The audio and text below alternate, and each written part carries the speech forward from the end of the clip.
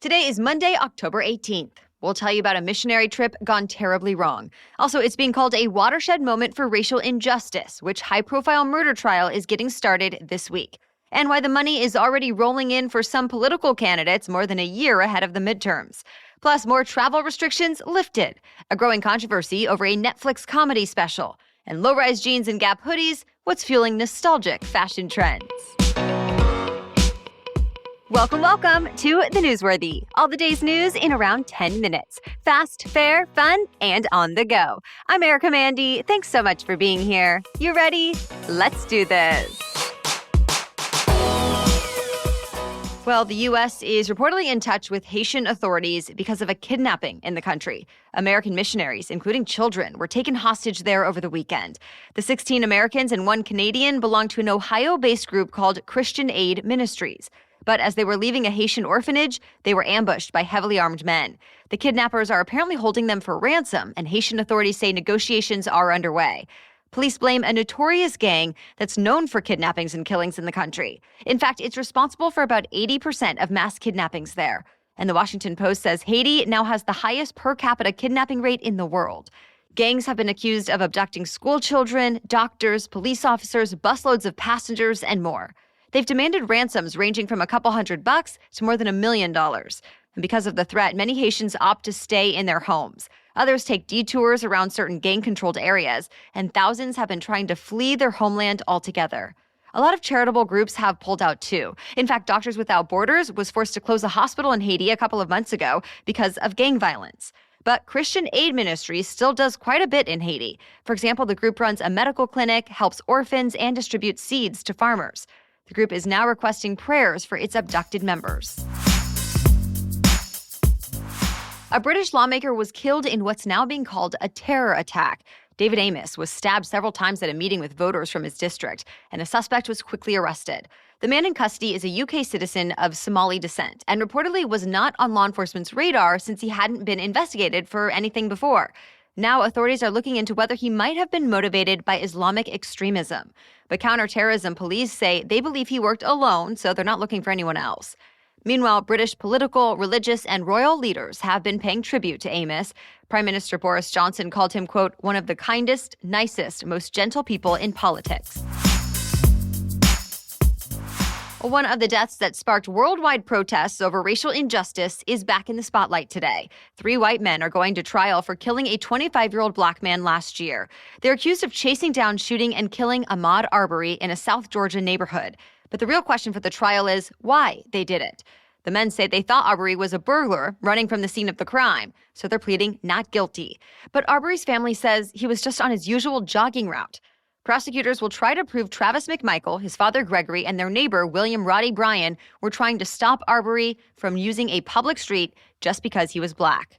Today, the trial kicks off with jury selection. If they're found guilty, they face life in prison and a death sentence. We're still more than a year away from the midterm elections, but candidates are already raking in tons of money. Republicans and Democrats in the House have raised a combined $128 million so far. That's more than double the sum up to this point in the 2020 election cycle, and it surpasses every other previous cycle by a lot. Top House members are now raising $1 million or more every quarter. Senators have also announced huge fundraising hauls. For example, Georgia Democrat Raphael Warnock raised more than $9.5 million in just the last few months. Overall, Democrats do seem to be outraising Republicans so far, but that could have something to do with the fact that they're more vulnerable. Usually, the congressional party of a first-term president loses ground in the midterms. And since President Biden is a first-term president, the Dems might run into trouble next year.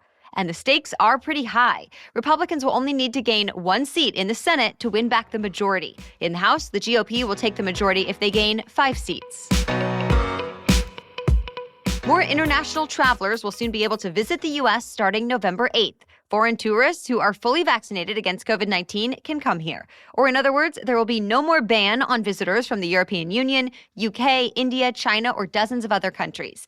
Those bans have been in effect since the early days of the pandemic, starting with a ban on Chinese travelers in January of 2020. One thing that stays no matter what, though, testing requirements.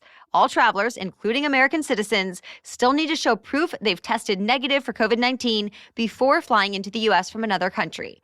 Americans won't have to show the proof of vaccination, though. That rule is only for foreign visitors. And no one will have to quarantine. After the news was announced, airline, hotel, and cruise industry stocks saw a big bump on Wall Street. And already, airlines say they've seen a big increase in international ticket sales. More news is still ahead, but first, thanks to our sponsor, KiwiCo. With Halloween coming up, it may be sparking some extra creativity in you and your kids, from costumes to decor.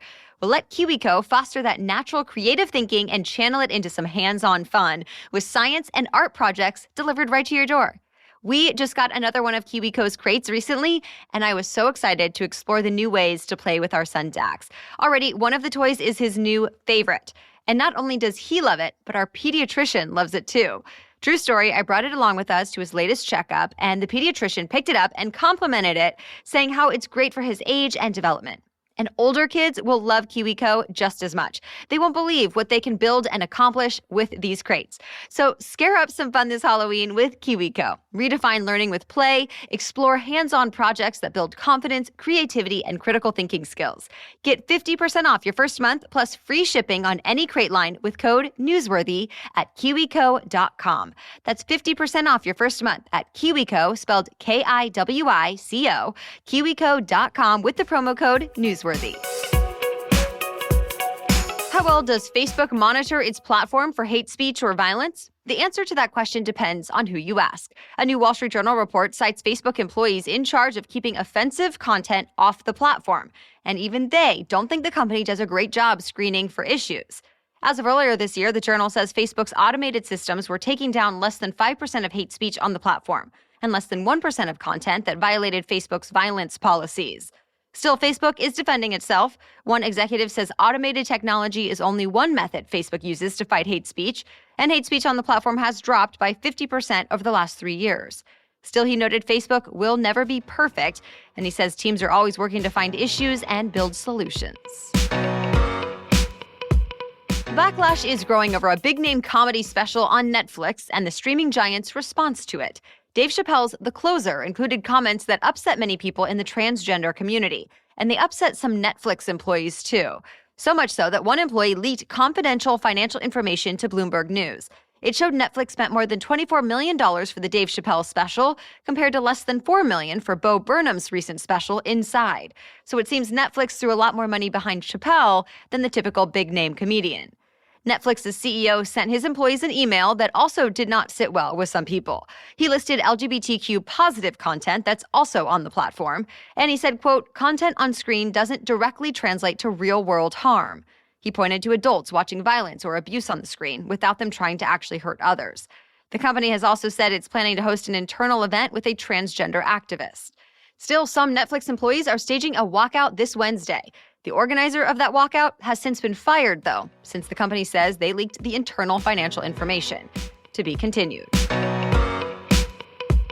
Hollywood will not be shutting down today after all. The union representing tens of thousands of behind-the-scenes workers reached a deal with the major production studios, and that means a historic strike that would have started today will be avoided. It would have been the first nationwide strike in the union's 128-year history. Instead, wages will go up and working conditions will improve as part of the new tentative contract. The union members still need to give it final approval, but the strike has already been called off.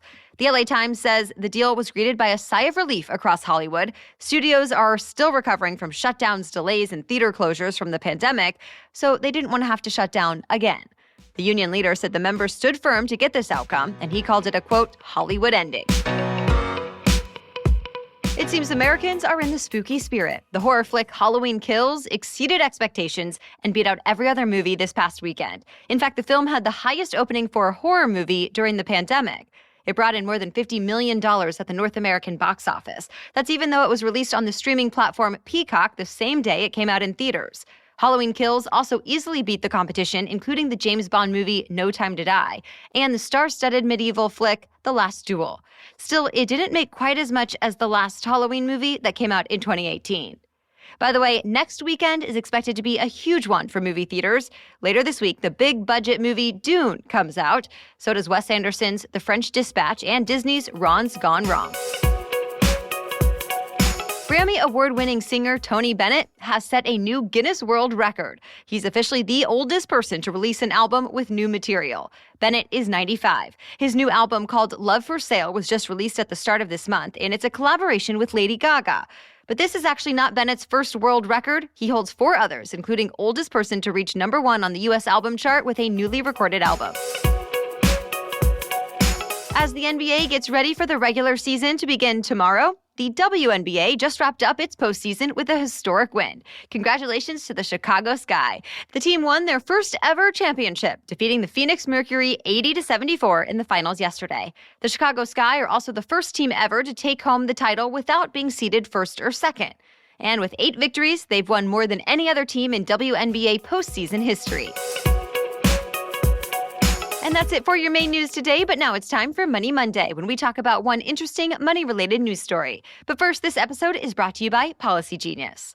While you're online costume shopping or checking out those pumpkin patch photos, you can also be shopping for life insurance with Policy Genius. It may just be one of the easiest tasks on your October to-do list that you can cross off, because you can compare quotes from over a dozen top insurers all in one place.